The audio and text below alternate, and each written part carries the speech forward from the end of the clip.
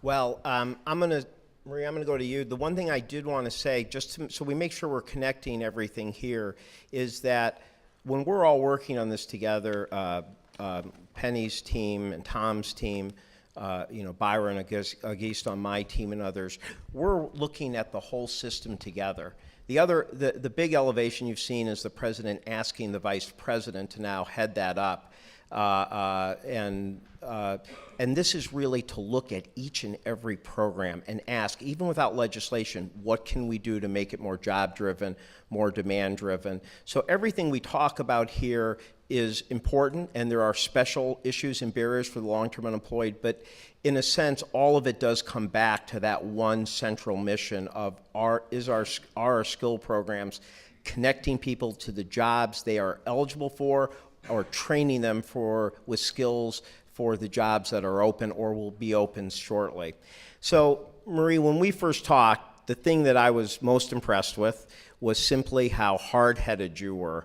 No, but I mean that because I think it's important for people to see the degree that you take very seriously the challenges of businesses and how you've tried to make this very hard-headed and practical, and I guess easy for them to say yes. So tell us a bit about designing something with the needs and transaction cost in mind for the businesses you're trying to get to commit to hires. Great. Thank you, Gene, I think. No, I'm just kidding. So Skills for Chicagoland's Future is a concept. We've heard a little bit about it today, but the concept of it is truly public-private partnership to lead with the demand side, to lead with the corporations. So when I look out into this room today, I see all the CEOs and think about the potential here, because our job and our mission is to get commitments to hire from the companies, and not only because it helps with corporate responsibility, but mostly because it helps with the bottom line. And to do that, we get commitments to hire, signed contract commitments to hire, and we then we have a recruiting and staffing team back in the office, and they are actually looking for all the great talent of the unemployed, and they find it. Sometimes we are creating different types of training programs for the company. We don't run them, but the company needs them. But the concept is you lead with the employer. We don't spend a penny of time, talent, or dollars unless the company has said it's what they need, and then we help make it easy for them. We approach it very much like a private sector engagement, and I think that the corporations have been critical to this. A good example, the president commented on Greg Merity, and actually Greg should probably stand up because he's with us today. Greg, could you stand up? There's Greg. Thank you, Greg. Sometimes it's best to take these big ideas and put them into a practical perspective, right? And the practical perspective is GoHealth as a company was hiring 600 people. They ended up hiring almost 200 through us. And they needed people trained in a special insurance certification, which is a fairly short program, but they were having trouble finding enough talent. Greg, a man with 30 years of experience and had not worked for several years, our team found him and ended up getting placed into this train to hire experience and was working, as you heard, in a few weeks. But the concept, again, is really the commitment from the employer. And I think the biggest learning from all of it was bringing together, the public, private side of this and bringing together the private sector to really be a part of this. Could you give an example? Give just a tiny bit more. They come to you with that, and then tell us exactly what you then did. You went to the employer. Yeah. Let me go a little farther. So we, on our side, with the public-private partnership, part of what's happened here is let's talk about what I call our sales team. We actually go out. Our board is composed 100% of business people. The chief human resource officers were one of the first people that stepped up to help us break this giant stigma issue. And they stood there and made commitments to hire, and they were our leads. We then also, I would comment, is every time there's a new jobs announcement in Chicago by the mayor, we then get an immediate introduction and go talk to that company about their hiring. You have to have a product to give to the employer. And the product is a very specialized, nimble, consultative recruiting team that understands and listens to the employer's needs and then designs a solution. Sometimes those solutions don't involve any training. We're finding people in other occupations that we can directly put into those positions, and it's done. We slide in almost like a staffing firm in some respects, except what we run up against, of course, is a stigma issue. So you have to bring really good talent. Sometimes we're putting together, again, we don't do it, but the employer oftentimes will do their own training, or we find a third party that'll do the training. They put in half the funding, we put in half the funding, but nobody goes through training, not one person, unless the employer has interviewed them on the front end and said they have the soft skills and the cultural fit, because we don't want to waste a dollar. And so the company is bought in before that person's engaged. But the piece here that's so crucial is that everything is led with the employer. So the board of directors, the mayor's office, and the commitments to hire, the signed commitments to hire. And the only other piece I'd throw in here that's also important on the corporate side, we're actually only 30% of our funding is WIA funding. 70% of it comes from private sector foundations and a special grant from the city of Chicago. And as an example, JP Morgan Chase now to date, as of today, has given us $1.2 million. That type of funding has allowed us to be really innovative in terms of the types of talent I can hire to work, the types of ways we can sell with companies, and the way we can develop and design very customized, truly individualized solutions for every company we work with. Does that help? That's very helpful. What you described, that job-driven, demand-driven, that is our mantra for every single training program for the long-term unemployed or for anyone, new careers, second chances. Let me ask I'm going to ask a joint question to Marie and Secretary Pritzker, which is, with the announcement of the $150 million ready to work partnerships, I imagine, well, I said I will know that there will be other cities that will be very much gearing up to apply. We will, I think, under the Vice President's auspices, probably try to do more to perhaps give people more of a sense in a more detailed, in-depth way at things you've done. But perhaps you could give a little bit of a teaser. You've been through it, meaning that you have seen what's worked. You've probably stumbled along the way at the beginning. So I guess if you were advising other cities to not exactly replicate what you've done, but to have their own vision, what would be the kind of lessons learned both on the positive and cautionary side?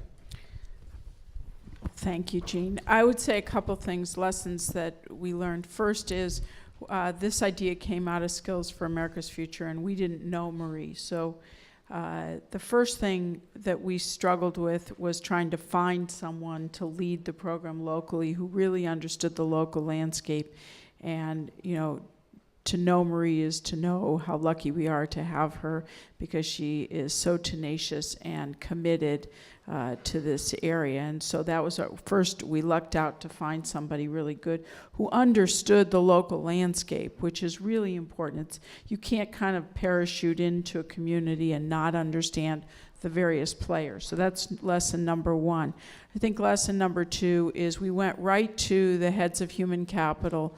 We started with the larger corporations because they have more infrastructure. And then we filled in the board with smaller corporations who could help us. And Marie was very disciplined to make sure that we had the, let's say, probably 10 different sectors represented on our board, the 10 sectors that align with where we think the growth is in the city of Chicago. So it's making sure your board is not only business-led, but also in the sectors with both large companies and then smaller companies.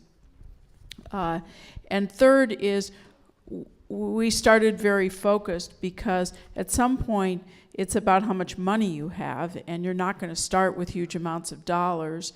And so starting and being very clear about what you're trying to accomplish. And the fourth thing we did, and Accenture, which doesn't get mentioned very often in this conversation, they came in and volunteered about enough hours worth, about $250,000, and they mapped the program for us so that we actually have a blueprint that exists that it says this is how you do it. So you don't have to start from scratch and hope. There's actually a blueprint that exists that Marie and Accenture can give you, so you don't have to be in the position we were in when we were just starting this up. Can I add? Thank you. I would add a few other lessons learned. We had a few cities visit us this past year and have reflected on this question.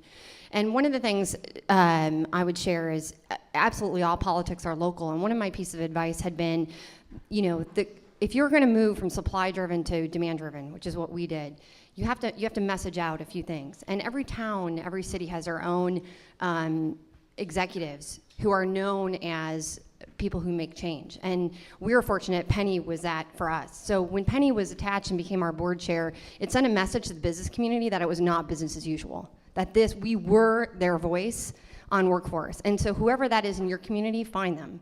Having the mayor involved was crucial. Again, saying this is different, this is not the same. Another piece I'd say from the business side that was crucial also was, I will tell you, we do not carry a caseload. There's 230,000 unemployed in our broader county. All of those are people that we will find. We literally have to go find them to find the best match for the employer. So one of the biggest tips I had for organizations that are moving towards this is you cannot have a caseload of 1,000 people you're trying to push on the employer. You cannot push the folks on the employer. You have to listen to what they want and then go find that for them. And the final piece I would add to this is it's absolutely critical also to have a strong, talented team of people who can mirror the professionalism that the employers have. And one of my big pitches all along was, we actually are very respectful of the fact there's 44 million which comes in the city and to get people job ready. We do not have caseworkers. There's a whole system that does that. Our job is to work with those employers to hear what their needs are, to understand them, and to identify a solution and then go find it. So I think those would be my 4 tips. The last thing, really quick, I would add is we've actually launched today on our website, for anybody who's interested, demand-driven principles. We have up there for employers of how they can be engaged in hiring unemployed and how to work on that. And we also have a bunch of information for not-for-profits if they're interested in how to, start to progress through this model. Let me ask you a quick question, and then ask Earl the same, which is, you both have been very explicit in how you start with the employer, how you interact with them. The questions many people have to me when I'm explaining your program is the other side. How do you find the worker? Who is it that you work with? How do you do that so that you find that worker? So I'll be brief and then turn it over to Earl because he's got wonderful things to share. This has been crucial for us because one of the problems in the system is unemployed are told to hide themselves. So they make it look like they're a consultant or they make it look like they're not unemployed. That is, so if they go to LinkedIn and they do that, technically I can only work with those that are unemployed. So we have relationships with the state of Illinois unemployment system, so we have access to the entire database. We have a pro bono relationship with Career Builder, which has been extraordinary to us because we post every single job opening that comes to us that we have rights to, and then unemployed are finding that. We do our own marketing. We have our own types of marketing campaigns. We also team with the workforce system on theirs to get access to those individuals. But finding the talent is actually one of the biggest products for us because companies only continue to work with us if we're giving them good talent.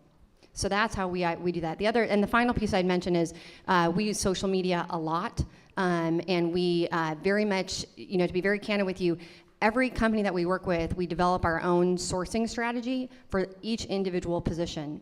Because if it's a customer service position, we may go to the customer service websites, very specific social media pitch. If it's a sales position, it's a different type. So they're all very targeted specifically for that company and specifically for that position. Earl? Thank you.